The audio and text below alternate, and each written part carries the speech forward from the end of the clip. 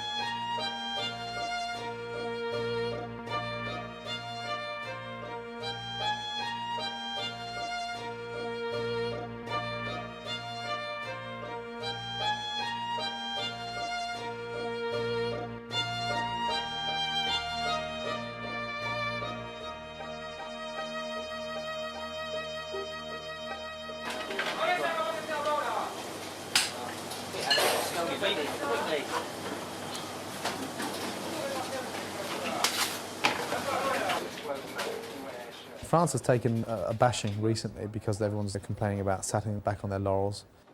I've learned from their mistakes, and having an a la carte menu that doesn't change, that's not exciting, because people then dish that hasn't developed. They see the same menu, they recognise, and there's no advance, because every time you go to eat at these kind of establishments, it should be better. Oh, look at them. They're beautiful. Why do you open the trees like in the morning? They are delicious. These are start of the season, these ones. Perfect with some scrambled eggs. Changing the menu is important, very important. As you know, we have regulars that have been with us from day one, and we had a customer in for lunch today, a very good customer, and I didn't know what to actually cook for him for the first time. And so, you know, we were really up to our eyeballs in it today, big time. Everyone was arriving late, and I got these pig trotters. I sliced them very thinly. They've been braised and stuffed with ham and foie gras. And I sliced them, sauteed them, and then we were sending 6 main courses at that particular time. And, you know, I got upset, but it wasn't my staff's fault because no one else knew what I wanted. So I was just running around, and I was saying, pass me the quail eggs, and they're saying, well, I could just see them now, thinking about it now for the first time ever, thinking, what do you want quail eggs for with the big trotter, you know? And then I asked for the white truffles. So I started shaving this truffle all over this fried quail's egg, and then I put the pig's trotter underneath it. Then I put a little bit of creamy vinaigrette around the outside, and yet no one was up with me, and they didn't know what I was doing, so it was pandemonium. But then I sent the dish, and I thought, Christ, that was all my fault.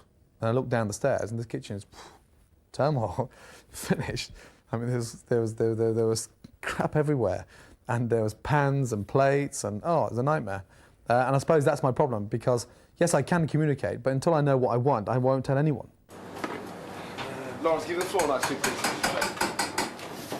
If I go through a period of 2 or 3 weeks and I'm not developing, I get frustrated. I feel lazy, and I'm a very self-disciplined person, and I'll put myself through some serious disciplines, and if I don't create and don't do something different, I feel that I've let my customers down and my staff down, because they're there for that.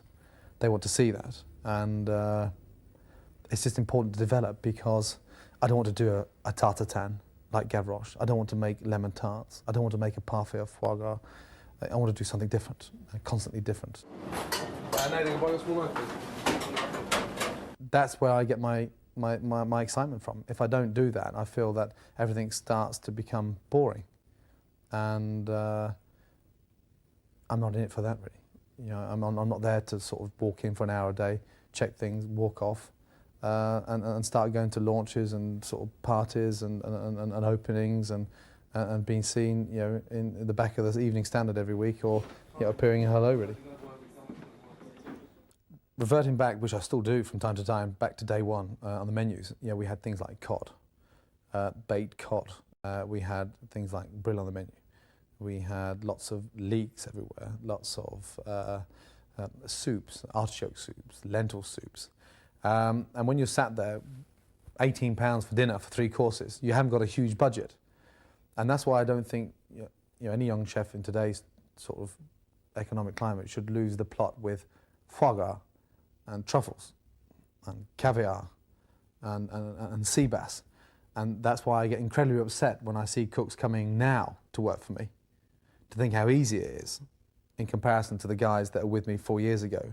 Because that, I mean, it was hell. I mean, we were flat out from 6 o'clock in the morning to 2 o'clock in the morning. And there was 3 occasions in the first 6 months that we actually slept there and stayed there and physically slept, went across to the gym during the morning, had a shower, got changed and came back. And we looked awful. We looked like drug addicts. And I look at the pictures sometimes, I think, Christ. And that's where the respect comes through, when we've got a piece of cod, and that's it. And you've got maybe some lentils and some bacon, some onions, and then you start thinking about some, you know, some basil pommes puree. And that's how you start to develop a menu on your basic raw ingredients.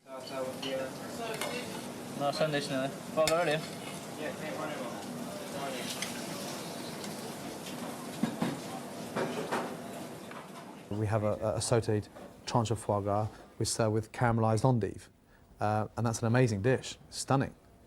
But, you know, had I tried to attempt to cook like that 4 years ago, you know, I'd be closed. And I find it, you know, very, very touching to think how we came where we are today. Just 1 minute, Jay.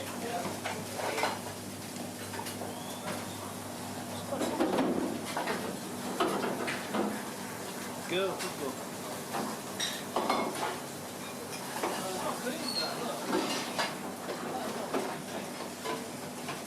There was one particular Saturday night that I arrived at about 10:30 in the morning, got ready, and I was hoping and praying. We had 94 booked. I was just hoping and praying that they would never all confirm. And I couldn't sleep, I couldn't rest, I couldn't swim, and I stayed there. And then we finally got a cancellation, and we went down to 90 covers. And it started at 7 o'clock, and the last table came in at 11:15. Now, 90 covers is something now that we do over 2 days, and not one night, but we needed the money, we had to get financially secure, we needed the cash flow, and yeah, we took the money.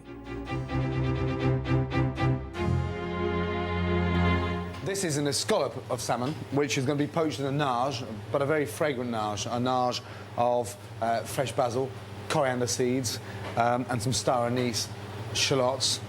The salmon here has been filleted, it's been skinned, and the important part of this salmon is identifying the fact that, you know, what way is this up? Is this the skin side? Is this the top? Because we removed all the bloodline, and that's the important part. There's nothing worse than having poached salmon, which has got its skin on, and horrible congealed bloodline, which is not a very pleasant texture to eat. So that's going to be poached inside a nage, as we know, which is our vegetable stock. Huge pot of vegetables, carrots, leeks, celery, asparagus trimmings, brought up to the boil, cooked for 10 minutes, then infused with white wine, coriander, herbs like thyme, basil stalks, flat parsley, and then once that stock's actually cooled down, we slice lots of lemon and put lemon on top just to give it that little bit of strength, acidity, and a bit of bite to the stock. As always, very generous on the seasoning. Both sides again. And you can see these scallops have been evenly cut, so therefore the actual cooking process will be even throughout. And that's the important part, that we haven't got one end completely overcooked and the centre pink. The whole thing throughout is going to be served pink. In our pan, we're going to fill it with our nage stock. Just bring that up to the boil. Just to make the stock a little more exciting, second time round, we're going to put this wonderful, fresh, fragrant basil inside. Like so. Generous on the basil. A few crushed white peppercorns. Great when you've got a solid service like this, because you can really crush your peppercorns. Every time I crush these peppercorns, I think of a certain food critic called A.A. Gill, hoping that these corns are his head one day. So crushed pepper in like that, into the stock. Shallots, again, my favourite shallot being the banana.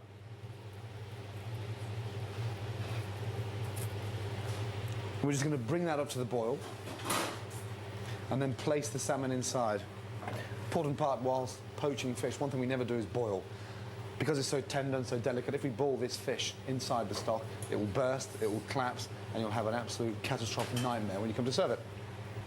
The garnish for this particular dish is a very simple red wine beurre blanc, red wine butter sauce, as we know. Around the outside, we're going to have some wonderful new potatoes, which have been part blanched and then sauteed. Stock just coming up to the boil now, and we're going to place these scallops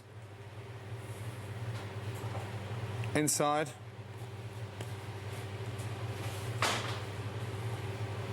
Like so. As the stock came up to the boil, we've now put the salmon inside. The important part, of course, now is to bring that stock back up to the boil, because the temperature of the stock has gone down because of the chilled salmon. So we've got to bring that back up and then take it off the heat.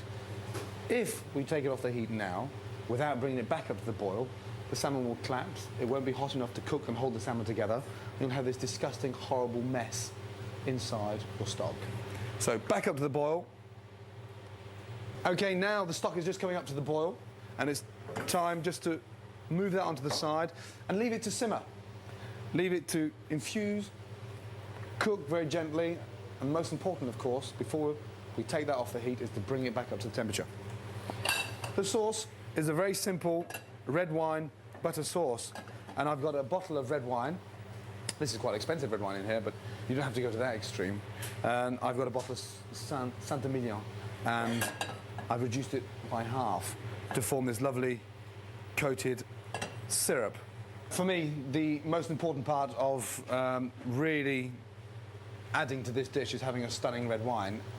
You can buy a delicious red wine for £6–7 to drink.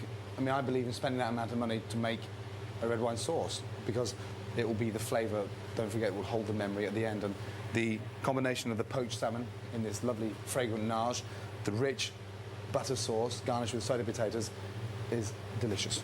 So I'm just going to add 2 or 3 spoons of our cooking liquor, because it's infused, it's got this basil, the white peppercorns, just to break down the intensity of the red wine. Very carefully, I'm just going to whisk in my butter, again on a very, very low heat, and just turning all the time. The butter is put in here at room temperature, partly because I want to bring down the temperature of the sauce in order that we don't split it. And the important part of making a butter sauce is to continue whisking the butter throughout.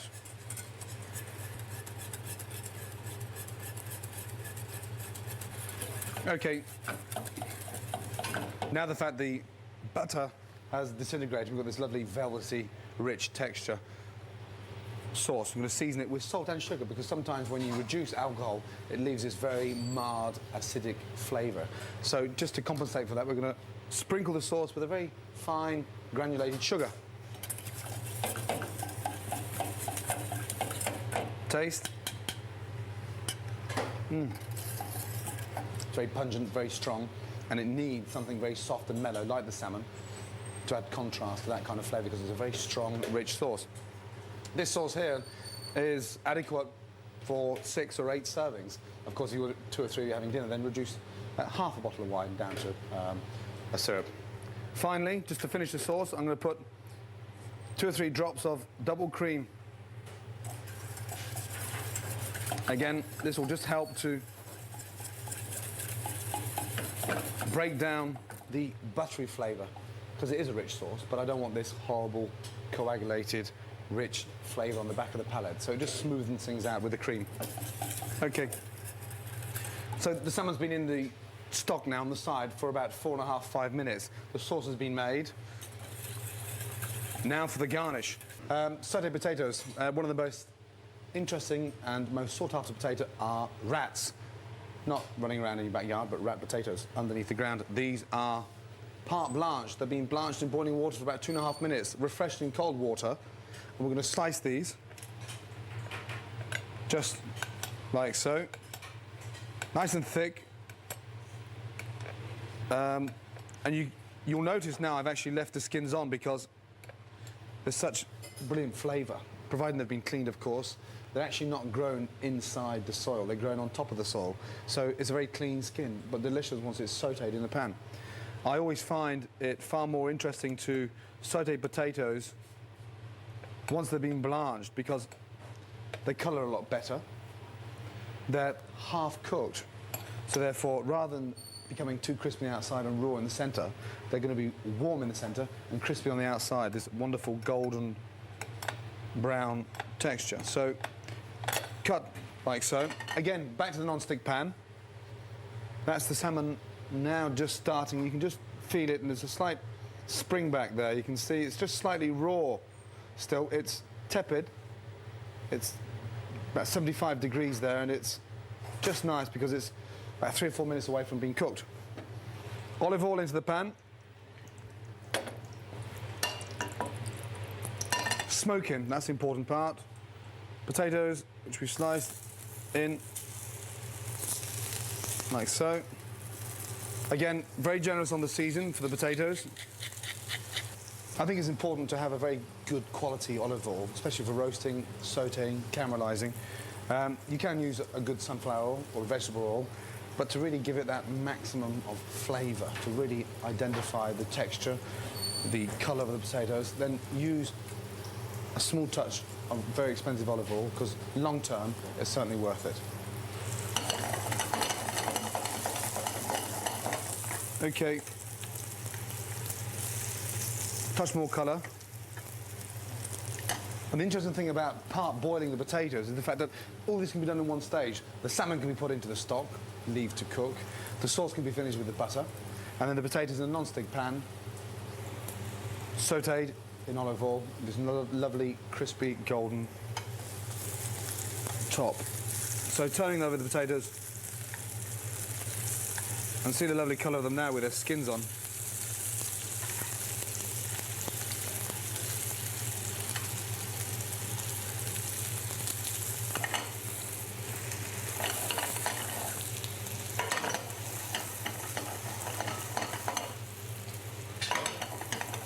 We're just going to season these potatoes again with rock salt on top.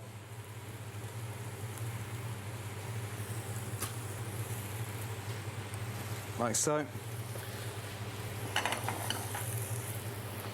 And then we're going to take them out, drain them onto a greaseproof paper, just to get rid of that excess fat. Like so. Okay, dressing this dish is very exciting. And of course, when you're running a kitchen of this standard every day, payback time is when you're dressing food on a plate and exposing yourself on a plate and making it look stunning.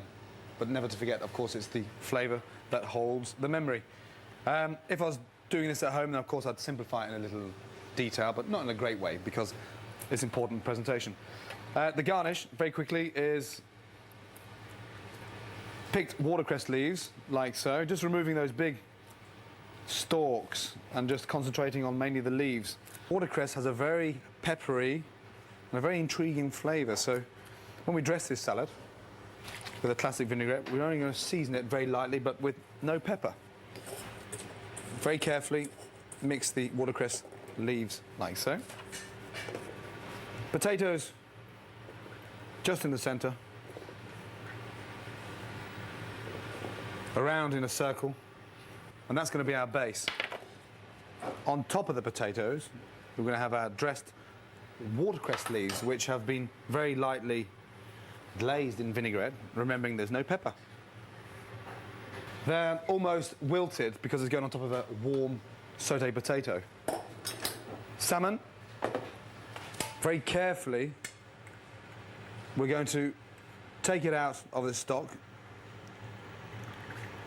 drain it on some paper, reglaze the top of the salmon. As you can feel it, it's warm, it's cooked very pink inside, and it has this wonderful soft texture. We're just going to drain the excess juice around from the outside because we're going to sit that on top of the watercress and the potatoes. Very carefully, on top, then look for some nice leaves just to garnish.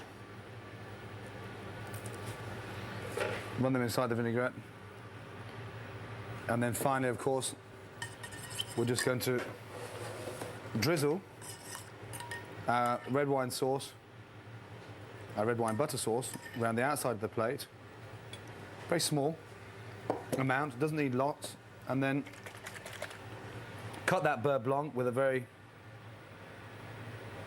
light vinaigrette.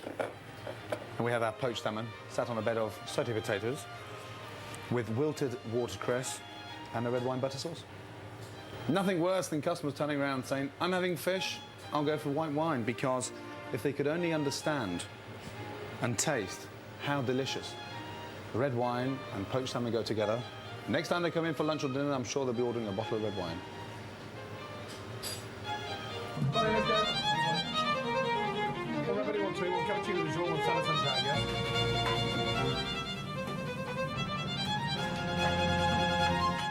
Too big, competition.